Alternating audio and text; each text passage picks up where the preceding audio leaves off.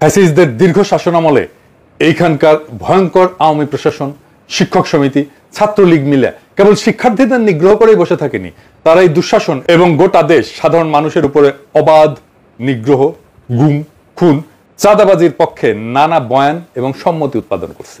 এই বাকশালী শিক্ষকেরা প্রবল চাটুকারিতার মাধ্যমে খুনি হাসিনাকে চূড়ান্ত ফ্যাসিস্ট হয়ে উঠতে সব ধরনের সাহায্য সহযোগিতা করছে। এই ধরনের টিচারদের কাছ থেকে শিক্ষার্থীদের অসভ্যতা, বেইনসাফি এবং পদলেহন ছাড়া আর কিছু শেখার কি আছে?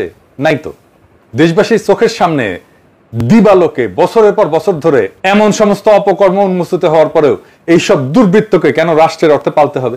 কোনো কারণ নাই। কিন্তু ঢাকা বিশ্ববিদ্যালয় ক্যাম্পাসের হলগুলো ছিল হাসিনার ক্যান্টনমেন্ট, নির্যাতন কেন্দ্র, আর সাধারণ ছাত্রছাত্রীদের জন্য এগুলো ছিল বন্দি শিবির, নির্যাতনের কেন্দ্র, কনসেন্ট্রেশন ক্যাম্প।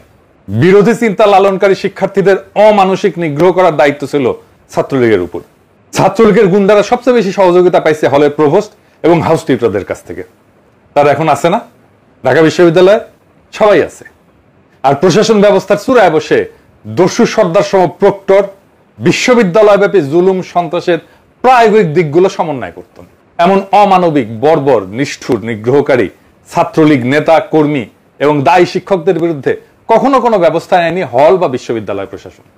তবে খুব অল্প কিছু ঘটনায় ভয়াবহ নির্যাতনের খবর দেশব্যাপী ছড়ায় পড়লে জন অসন্তোষ সামলাইতে বিশ্ববিদ্যালয় প্রশাসনকে কয়েকটা ক্ষেত্রে জুলুমবাজদের বিরুদ্ধে লোক দেখানো ব্যবস্থা গ্রহণ করতে দেখা গেছে। এই সমস্ত শাস্তির মেয়াদ ছিল খুবই সামান্য, 3 বা 4 মাসের জন্য কোন ছাত্রলীগ নেতা বা কমিটির কার্যক্রম স্থগিত করা, এর বেশি কিছু না। কিন্তু বাস্তবে নিগ্রহকারী এই সমস্ত অপরাধীদের কোনোদিন হল ছাড়তে হয়নি। 24 জুলাই আগস্ট বিপ্লবের আগে এই সমস্ত ডাকাত প্রকৃতির প্রভোস্ট এবং হাউস টিউটরদের সক্রিয় দলবাজির কারণে ছাত্রলীগের অপরাধীরা নিরাপদে এবং নির্বিঘ্নে দীর্ঘ 15 বছর শিক্ষার্থীদের উপরে দুঃশাসনের রাজত্ব জারি রাখতে পারছে। 2009 সালে আওয়ামী লীগ ক্ষমতা আসার পর থেকে সাধারণ শিক্ষার্থীদের কিছু সংখ্যককে ইসলামী জঙ্গি বলে অপবাদ দিয়া জুলুম এবং নতুনদের উপরে র্যাগিং এবং গেস্টরুম নিগ্রহ বেড়ে যায়। 2018 কোটা সংস্কার আন্দোলন চলাকালে বিভিন্ন হলে আন্দোলনকারী শিক্ষার্থীদের উপরে হামলা চালায় এই গুন্ডারা। শহীদ সার্জেন্ট জহুরুল হক হল সহ বিভিন্ন হলে শিক্ষার্থীদের মারধর করে তাদের শিবির, ছাত্রদল সহ নানা মিথ্যা অভিযোগ দিয়া পুলিশের হাতে তুলে দেওয়া হয়। 2019 সালে ডাকসু নির্বাচনের সময় হলগুলোতে শিক্ষার্থীদের ভোটদানে বাধা দেওয়া এবং ব্যাপকভাবে সাধারণ শিক্ষার্থীদের মারধরের ঘটনা ঘটে। আসেন আমরা কয়েকটা ঘটনা দেখি। 2022 সালে মানবাধিকার বিষয়ক ঢাকা বিশ্ববিদ্যালয় শিক্ষার্থীদের platform student against torture SAT এর একটা প্রতিবেদনে জানানো হয় 2022 সালে বিশ্ববিদ্যালয়ের হলগুলোতে অন্তত 27 জন শিক্ষার্থী ছাত্রলীগের হাতে মারাত্মক শারীরিক এবং মানসিক নিগ্রহের শিকার হয়েছেন।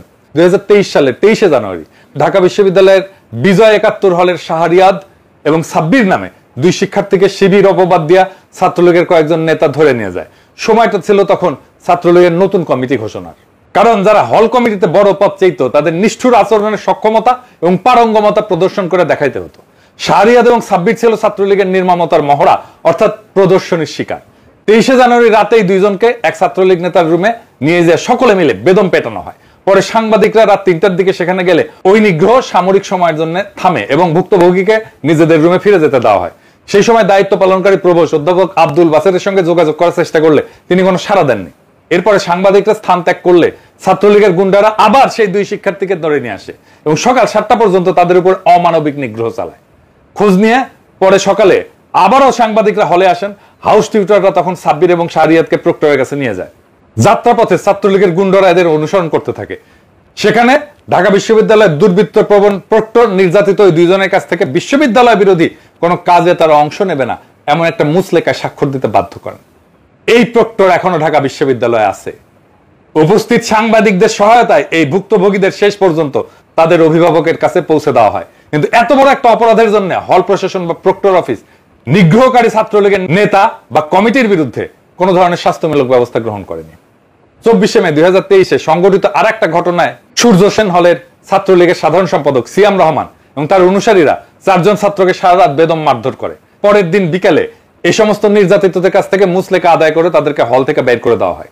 এই ভয়াবহ ঘটনার পর সাংবাদিকদের প্রশ্নের জবাবে হলের প্রভোস্ট অধ্যাপক ডক্টর জাকির হোসেন ভুইয়া বলেন কেউ এইটা নিয়ে তার কাছে নাকি কোনো অভিযোগ দেয়নি। এই জাকির হোসেন ভুইয়া এখনো ঢাকা বিশ্ববিদ্যালয়ে আছে এবং সে বলছে তাই তিনি এই বর্বর ঘটনা কিছুই জানেন না, একেবারে মাসুম বাচ্চা। এই দীর্ঘ 15 বছরের দীর্ঘ এই দুঃসময় এরকম কয়েক হাজার ঘটনা ঢাকা বিশ্ববিদ্যালয়ের হলগুলোতে ঘটছে। যা থেকে মেয়েদের হলের বাসিন্দারাও নিষ্কৃতি পায়নি।